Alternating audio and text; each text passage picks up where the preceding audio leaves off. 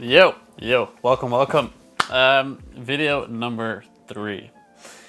Today we are discussing the topic on why I'm betting my time and effort into this market, and how you can find your thing to bet on with whatever you're building. Let's go to the intro. Okay, so let's talk about theory. There's a few things that are important when building your business. Now, a business goes through several phases. The first phase will be discovering what you're good at, what you enjoy doing. It's very much about you, what you like doing, and what the world needs. Some people call it your ikigai. Other people call it self-discovery, whatever name you give to it. It's very much about finding out what value you can offer to your potential client. And this could be a business as a client, this could be a person as a client, this could be anything that's willing to pay money for whatever you offer. This could be a product, this could be a service, this could be a software, you name it. Now, every product, service, or software is a little different. There's different strategies to it, there's different learning curves, there's different scaling phases, but in general it goes very much like this, where your initial phase, you need to find your product, right? You need to know what you're doing. Second phase is product market fit, and this is the phase where you've got your product and you know which market actually needs the product and is able to buy it and wants to pay money to get whatever product you have or service. Phase 3 is the scaling phase. So this is where you found your product market fit. You've got your first 5 to 10 clients. You're kind of starting to know, okay, this is what my clients are struggling with. This is how, and this is how I'm solving it for them. And this is the part where a lot of businesses start to go into SOPs, systemizing their whole process, and scaling up. So they'll probably find their first full-time employee, second employee, and slowly scale up. There's new problems that rise on the way there. And then eventually there's the last phase, which is you found your product market fit, you found your scaling method, and things are going smoothly. And then you'll start experiencing problems with the scaling itself. Now, this YouTube is not about me teaching you how business works. It's more about my experience. So, as far as for me, how I got here, you can check out my last few videos. It's a bit of a history. I've got my first client now. And for my current client, I am doing the go-to-market strategy, sort of. It's more on the execution part. So we're doing a newsletter, we're doing some outbound strategies, we're doing some signal detection, a bunch of everything. Now, if you're not too technical and you're not too into marketing, might be interesting, and if it's not interesting, don't watch the video, because this one's going to be a little bit more technical. But if you want to see the journey or where I am right now, feel free to watch it. Yeah, so I've got my first client. Now, ideally, when you find your first client, you want to get feedback. You want to find exactly what it is that you're offering them, that they're paying for, that they enjoy, that they actually want to pay for. And your first client is probably not going to be the perfect client, and your first client is probably not going to pay you too much money. But your first client gets you experience, and you get to dig in there and actually find out what's necessary and what's needed. And this is all very much B2B, so business to business. If you are selling B2C, so if you're doing e-commerce, dropshipping, any stuff like that, there's also a lot to it, but it's a different market, different niche. Now, I do have some sort of idea on what my final offer will be, and this has come to me in the last few months of what I've been doing for my current client, and I'd like to go into that a little bit more, and share my thoughts with you on how I put together this offer. So the more time you put into working with your first or second client, the more you start to realize what the issues is, not just in their business, but in the general market. And since I'm in marketing, I'm starting to realize that there is a shit ton of agencies out there, a shit ton of marketing agencies. They all promise the same thing. They'll get you leads, they'll get you results, and everyone does it one way or the other, right? So some people will do cold emailing, other people will do personal branding, LinkedIn, other people will make your lead magnets, and other people will create YouTube videos for you. Now every channel has its own pros and cons. I think YouTube is quite important and is getting more and more important because of what AI is doing to text and pictures and video. And I think authenticity is one of the key things where you can really win in right now. And when you realize things like these, right, where if you think about it, okay, so AI makes text easy to make. Like anyone can write a good script or a good LinkedIn post, and it's all AI generated crap. Same for images. Like if you're a product photographer, it will be AI generated. That's going to be cheaper. It's going to be faster. It's going to be better probably, but it still lacks the vision and it lacks the authenticity. Same for video, like with Sora coming out, but it's all very inauthentic. Like it's not relevant, it's not real. And that's why I'm betting some of my time on YouTube, building an authentic brand and actually going into the behind the scenes of what I'm building. Now, when you realize things like these, like the authentic part, this is a sort of gap in the market, some might say. So if you like videography, or if you like marketing, or if you like building a brand or a personal brand, authenticity will be a key. And if you're good at that, and if you know how to create good authentic content, that's a business idea, right? So you've got, you know, some shit, and you find your little gap in the market, and then you start going into that. That's what I did. So that's how I got into this marketing space. Now, for my first client, I am doing a bunch of stuff, but it's not what I want to be doing. I would like to focus on creating one offer and one sort of product. Now this offer is not very scalable so far, but when you want to start out, you don't want to make it scalable. It's not about being scalable, it's about providing value. So my plan is, because like I said, there's thousands of agencies out there. They all do marketing, a little bit of this, a little bit of that. There's 3 key components, in my opinion, to a good go-to-market strategy or like marketing campaign. So first, you've got the inbound, which is demand generation. Now, how do you create inbound? This is through awareness and through people knowing about you, liking you, trusting you,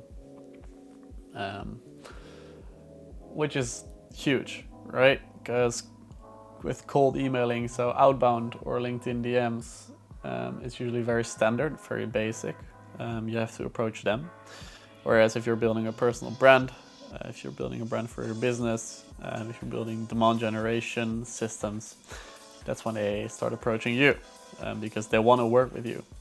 And the conversation kind of shifts. So usually if you do outbound, that's when you have to pitch your idea, you have to freaking sell it, you have to give discounts, you have to say, okay, we got to do it now, this and this and this. When you rely more on an inbound engine, the conversations shift towards, hey, I know you, I've seen your content, I know what you do, I know what you've done for them. They're sort of sold already before they get into the conversation with you. So it's a much nicer talk, and personally, I am not a sales guy. I've done some sales, used to sell newspaper subscriptions in the good old days. But I am not a salesy person. So what's the solution to it? The demand generation. And how do you create demand? By creating content. It's all around content, providing value. So my strategy right now, and what I want to be doing for my clients, is ultimately create so much value, package it up in a few assets. So this is the sort of asset engine, I call it, where everything your potential client, so my client, needs to know, I package it up in assets, and then I just give everything away for free. So I'll have 9 assets, I'll have it pinned on my LinkedIn, on my YouTube, I'll use it for outbound messaging. and it's very much value based. So all these messages are with information that they need right now, and they don't necessarily need you or your service to actually use this information. It's independently valuable, some might say. Now, this creates awareness, this creates demand, and this allows people to know about you, and it also creates likableness. Like, if you provide free value, sure, thank you. Like, who doesn't provide free value, or who doesn't appreciate someone that provides free value? So that's the first sort of engine, which I think is key to any good go-to-market strategy. Also, it's scalable, and it's usually a lot more long-term. So it's evergreen. The audience that you build, the people that know about your brand, they might not be in the 5% right now. So some theory here, out of your 100%, only 5 to 10% is ready to buy at any given time if you approach them. The other 90%, they're probably not ready to buy yet. It needs more time. So if you do just outbound and cold emails and LinkedIn DMs, there's a very high chance they're not ready yet, and you've just got the wrong timing, the wrong messaging. It's going to be a no, and that's it. And then people are surprised. Oh, my response rate is only 2%. It's only 5%, which is really high, by the way, which is only 1%. And it's like, of course, like if only 5% in the market actually needs your offer right now, and your messaging is shit, and it's just another salesy offer with someone saying, hey, I noticed you live here. I love this place. Do you want to buy my shit? Like, people have seen enough of it, you know. It would ultimately probably remind them more of the brand or person they do know, which has built trust, which has built authority, which they like. They're more inclined to go to them than to actually respond to your cold email and say, yeah, I need it right now. Let me buy you whatever you're selling. So that's the issue with just cold outbound. Now, there's also an issue with just demand generation, because a lot of people will show these signs or signals, but you're not identifying them. So if someone does download your ebook or uses your ChatGPT wrapper for some information, and you're not aware of it, and you wouldn't even know who's using it. So that's where the second engine comes in, and this is the signal engine. So all these assets, this could be even webinars, right? You want to track exactly who's coming in, because if you know who's coming in, then you'll also know when to actually approach them. So use your signals, track everything, and then combine this with some go-to-market engineering. So let's say someone downloads 5 of your assets or visits your profile, visits your website, etc., etc. You want to be aware of it, and that's where the signal engine comes in. So it goes right into your LinkedIn, it goes right into your YouTube, it goes right into your website, and it identifies all the signals people could possibly give to identify that you're ready to buy. So that's about the timing part. So that's the signals, that's the data, that's the sort of timing. And then to follow up on that, because now you know who is visiting your profile, you know who is downloading your assets, you've given them a shit ton of value, and they're ready to buy because like they've downloaded your stuff. That's where the outbound engine comes in. So that's where you combine cold outreach with LinkedIn, make it personal, not too pushy, provide more value, could potentially even see what they're struggling with right now, and then there's a high chance you've already created some sort of asset which ties right into it, and which gives them a solution for their problem. And then ultimately you want to teach them about the issues, and you want to emphasize the problems they're having. You can give the solution, like if it's easy they can do it themselves, but most of the times they're not going to have the time or money to do it themselves.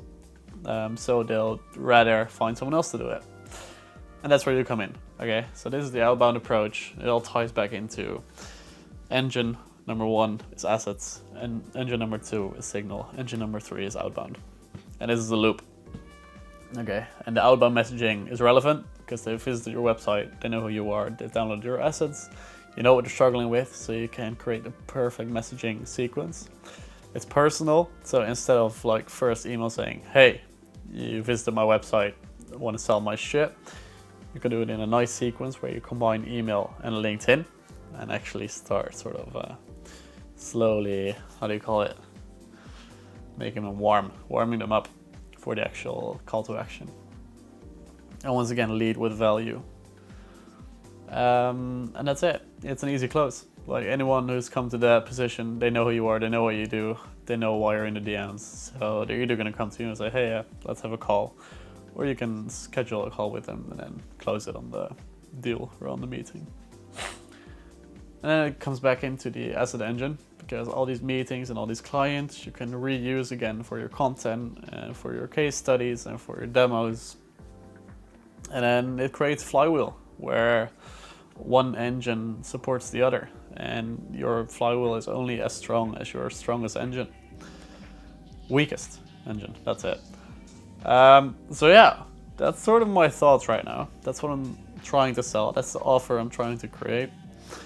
And now I've realized this in the last few weeks, where maybe you have a product, but how do you price it?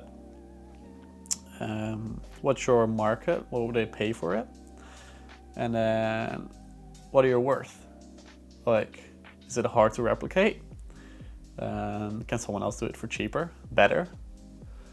Quite a few things to take into consideration, and I'm struggling with this as well, so I'm not sure how I'm going to price it, because there's agencies out there that charge $5,000 per month on a retainer for the cold outreach service, just that one itself, which is usually quite average, and the results are most of the times pretty shit.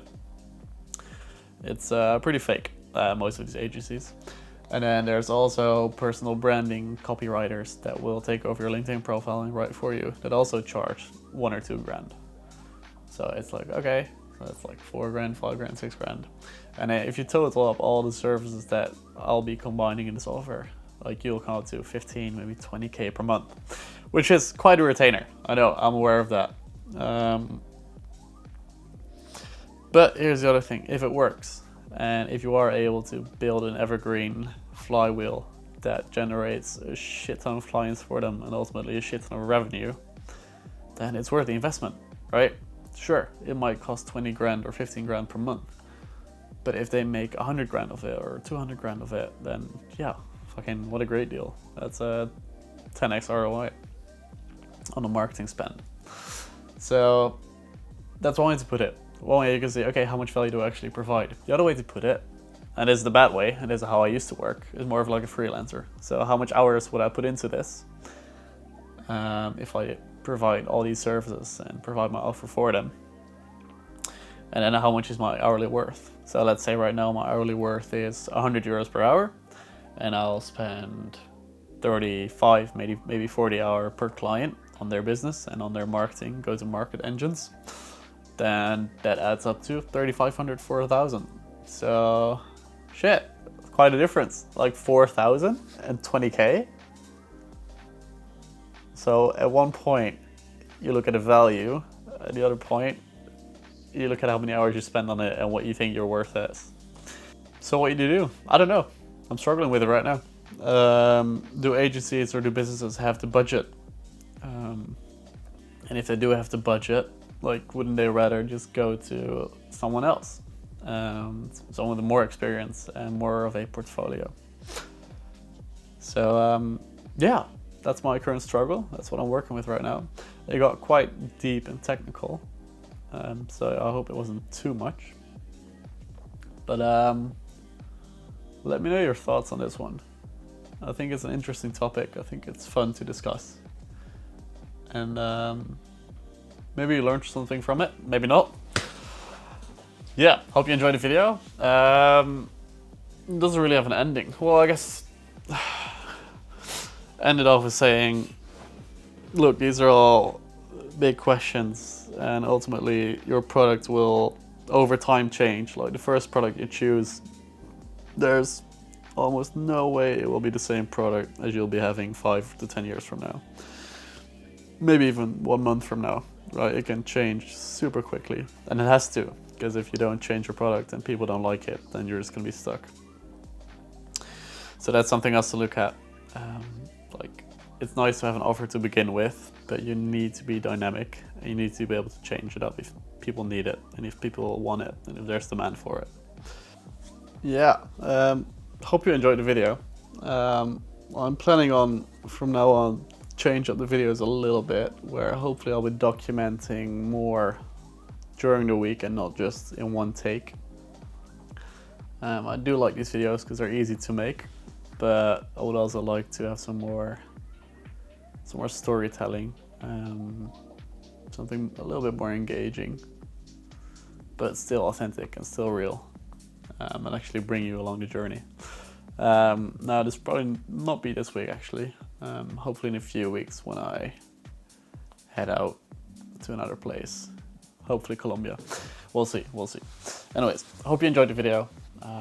Thumbs up, fucking subscribe, I don't know, comment your thoughts, all the good stuff, and see you in the next one. Bye bye.